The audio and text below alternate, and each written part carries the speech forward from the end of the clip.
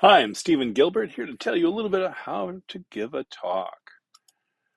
So, does talking come naturally? No, it doesn't. It can actually be pretty scary and even put people to sleep.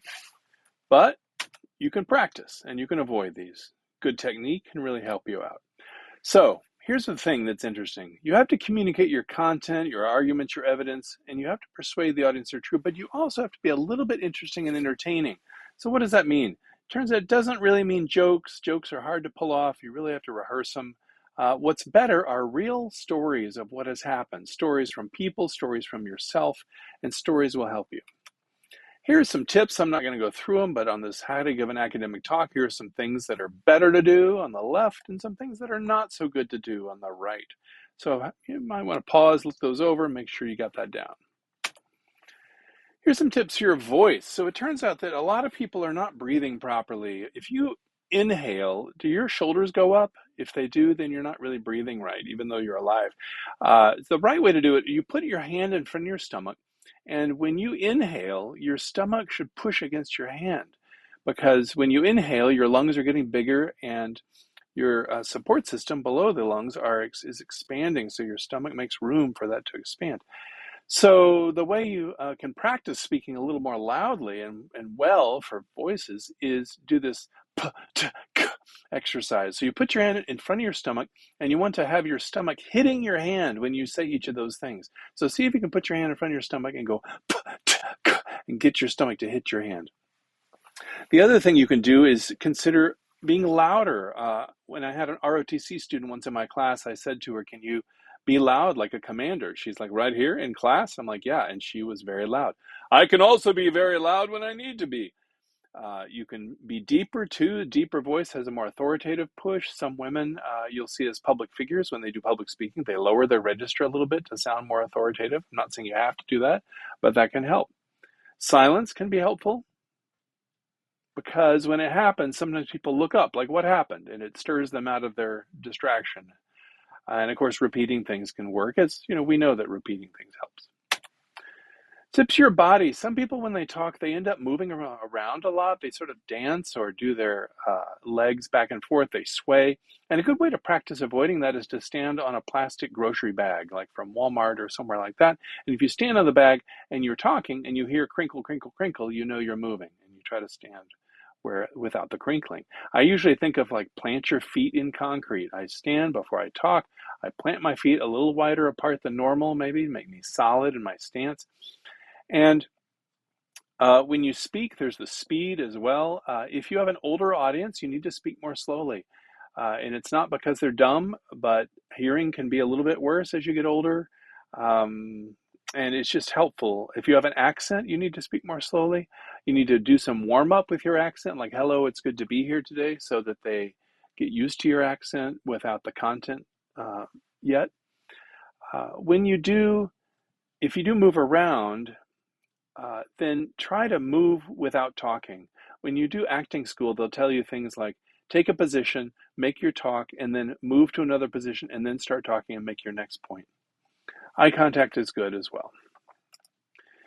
So, the part of this is that you have some content that you are trying to convey as a passionate analytical authority, but also you have this message. You have a message that they're going to walk away with, like, this is really important, I should invest, or this is really dangerous, I should warn my family, right? So you need to have what is that message that you're trying to convey? It doesn't have to be explicit, but you might want to think about what messages you're trying to convey besides the content.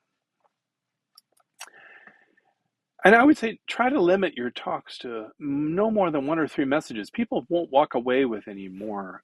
Even if it were a 30-minute talk, 1 to 3 big messages they walk away with. They might say, oh, that woman Maria is sure an expert on that topic. That's one of the messages. Or we need to act now to decrease waste in fast fashion. That might be another message.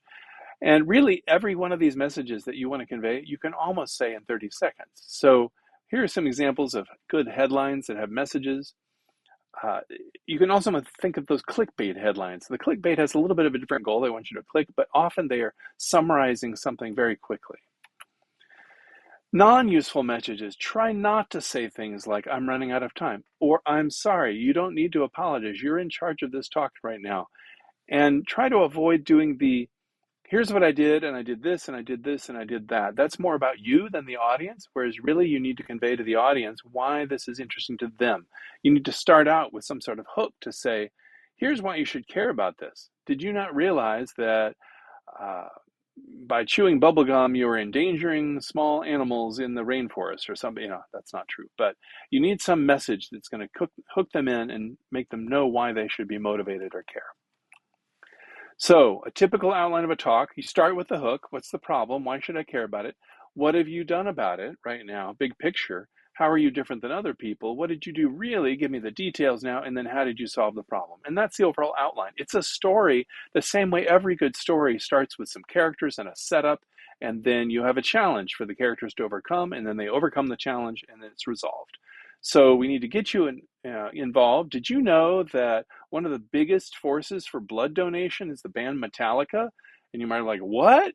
And now you've got them hooked. They're interested. And it's like, what are other ways that bands can encourage health in our country? And then I have 3 ideas for this. I'm going to tell you about them today, and then you go through. Here's another sample outline that's very similar, but it has about slide counts. You don't want to have too many slides, right? And a key thing here is backup slides. A backup slide are slides that you have in your slide deck after the final slide. So your final slide might say, thanks so much for listening. Any questions? My name is Stephen Gilbert. Here's my email if you want to contact me. But after that, you have a series of slides with more details so that when somebody asks you a question later, well, what was your methodology for establishing that survey? You can say, I have a slide for that. And then you go to the backup slide that has all the details they would ever want. And then everybody says, ooh, he was prepared. She was prepared. So the backup slides have the extra data that you're not going to necessarily speak about, but it's ready in case you get asked.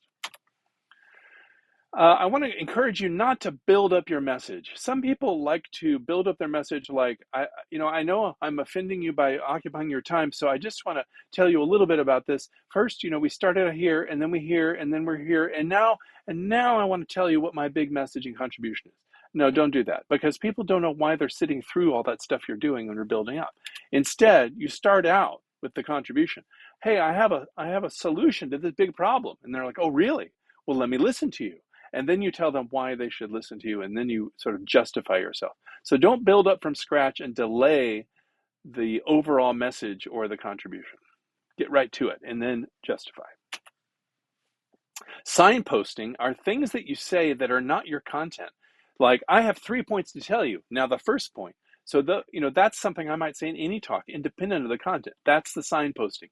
And it's really helpful to do that signposting because attention span, you can see over here, maybe they start with attention about, oh, this is a really important problem. I didn't realize that, tortoises were dying because of X, Y, and Z. So then they just have a level of interest, but inevitably your level of interest is going to fall down, and the signposts help you out. So you say, to solve the problem of the tortoises, I have 3 methods. And they wake up and they say, oh, 3 methods. Okay, what are they? Now, the first method, okay, here it comes. And then you start going on in detail, and they're starting to wane in their attention again. But then you say, now that was the first method. Now the second method. And they're like, oh, okay, I'll wake up. Here's the second method. And so this signposting really helps manage their attention and make sure that they leave with the messages you want them to leave with. So there are plenty of links to good speakers out there. There's TED Talks, there are Ignite Talks. Ignite Talks have a specific format where you have to do a slide every 15 seconds that auto advances. So those are often fun to watch. And I've got a link to some bad talks. Slide advice. So David Byrne has an interesting book about how to design PowerPoint. He was a rock and roll guy from the 80s, but there's different kinds of slides. I would generally say less is more. Here's Bill Gates and Steve Jobs. Independently of how you feel about them as people, we can look at their slides. Bill Gates is trying to put everything in the world on this slide. Like it's everything a computer might touch. It's just too much. So there is no real message on this slide. Whereas Steve Jobs is like, look, I got one message. Back in the day in the 90s, we progressed fast. And now, guess what? We're progressing fast again. So that's a very simple slide, has a simple message. Should people look at you or the screen? Do you really need any visual aids? So here's a black slide I put in just because that means you need to look at me right now because I'm really the message and maybe I don't need any visuals to help amplify my message right now. So you can make choices like that. So I would recommend using a remote control instead of being anchored to the laptop. Try not to give demos live because they often fail, so get a recording. Don't look at the screen. So don't use the big projection screen or big TV behind you as a prompter, because then you're turning around all the time and your back is to the audience, and that doesn't feel good. And never read your slides, right? You summarize the words separately, and do make eye contact. So look around. So to summing up, it's passion and style, and not just the content. It's how you present. Have your tight messages, get them focused. Be sure to tell a story with signposting and do some practicing, and you will do well. Thank you.